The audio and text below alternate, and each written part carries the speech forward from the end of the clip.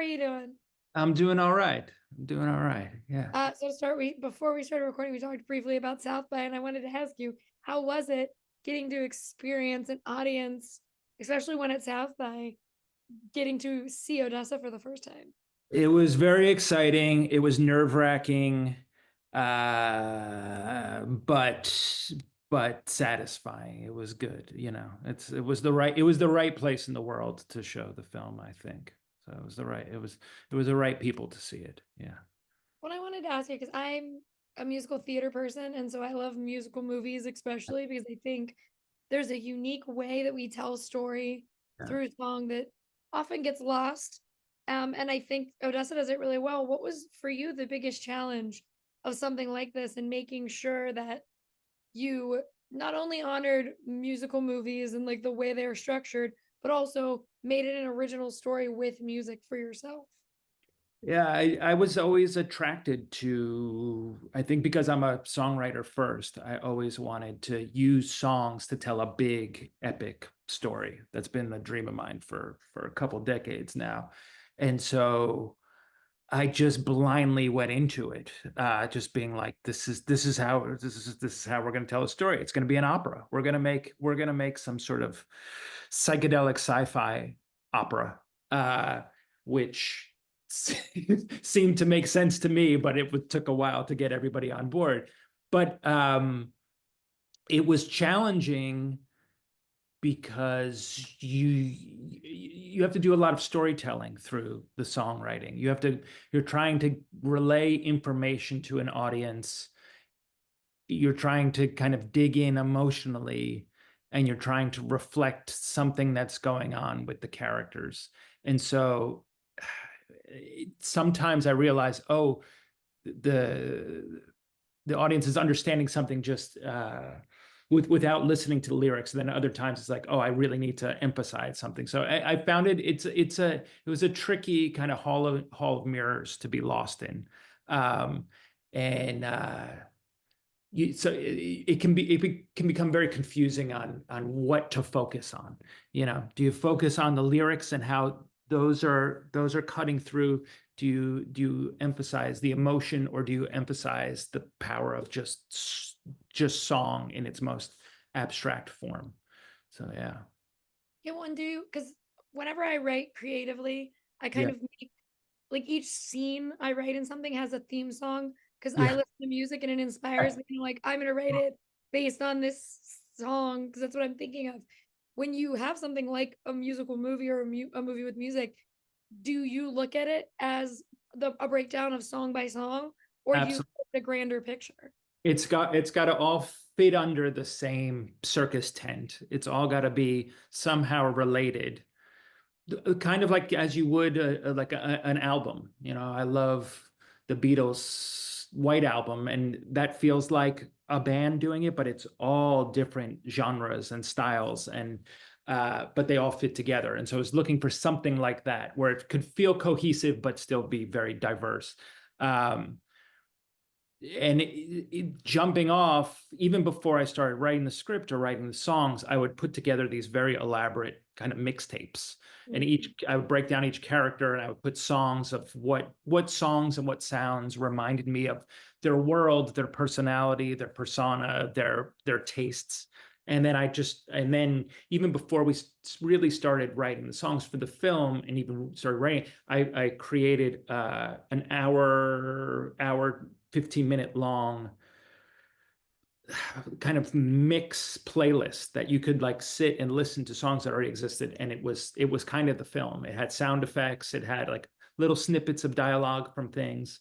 And so I just feel like having that musical baseline that's going to reflect so much of the emotion or the energy and the dynamics of a scene are really important. But then they've got to somehow work into a bigger piece too, and that's a challenge to make all those things fit and feel Yeah. cohesive. And did you have any kind of, because obviously when I think of like a weird futuristic musical that is an Yeah. opera, I instantly think of Repo, the Oh genetic yeah, opera. yeah. I Because don't I'm, know Rico that well. I it's know weird. of I know of it, but I don't. It's not. I sort of missed it when it came out, and I've been shy until being finished with this to see it. But that's like opera, right? Like there's like Kind of like one of the songs is literally like them explaining what this like liquid thing is. And so they're like, Zydrate comes in a little glass vial, a little glass vial. And so it's like not, but it is. Because it right. also has Anthony Stewart Head, who is an opera singer in there. So it's like, it's very weird, but I Yeah, love it a lot. And it reminded me a lot of this because it is the futuristic world and where music is kind of all part of it.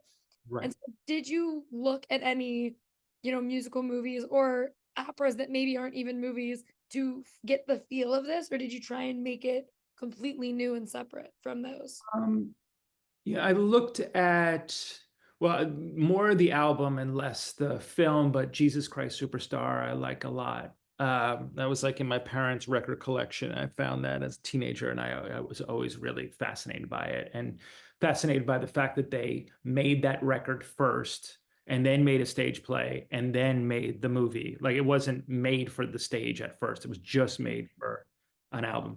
And then always a big fan of The Wall by Pink Floyd, and the album, the stage play that they put on, or the concert, which is very theatrical, and then the film also, and just how Roger Waters put that together is pretty brilliant.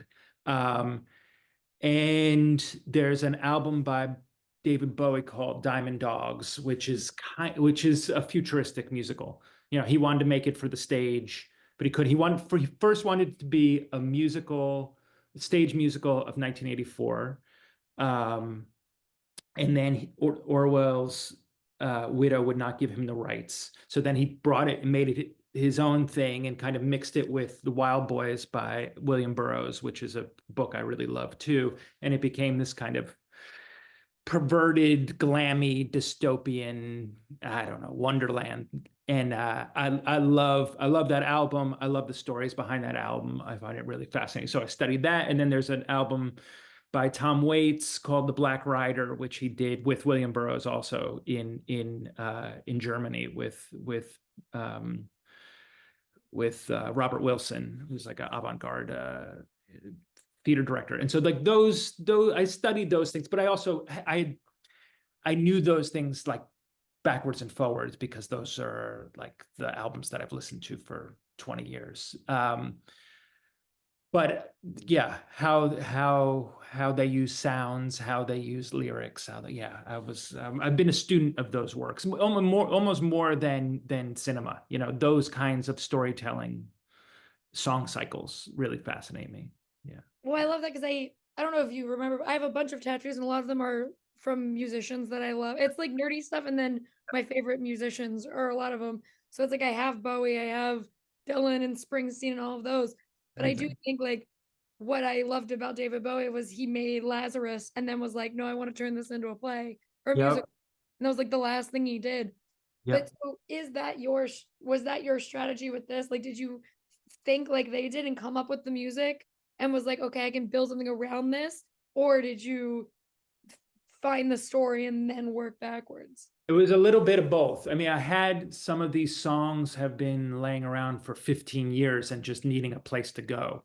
They needed to be retooled and refurbished, but I had like, oh, I have this melody, I have this tune, I want to do something with it. But then I also had the idea for the character in the world, and it was all these things I'd been collecting for a long time sort of just gelled together and fit for me. Mm. They like fit into a certain worldview, mythology, aesthetic that like just clicked together. And I love writing and recording music, so it almost making a film with music became an excuse to be able to record and like sort of need that in this day and age. Yeah. I love it. And I can't wait for everyone else to get to see Odessa. So thank you for talking with me today. And I'm Thanks so so much, glad I Ray. could like talk this time. Yeah, me too. I like how it sounds. I like it. It's a good sound. Yeah. It's a nice voice once I can use it. Yeah. But thank you so much. I really appreciate it. And I can't wait for Thanks, everyone Ray. to see it. Good to see you. Bye. You have a great one.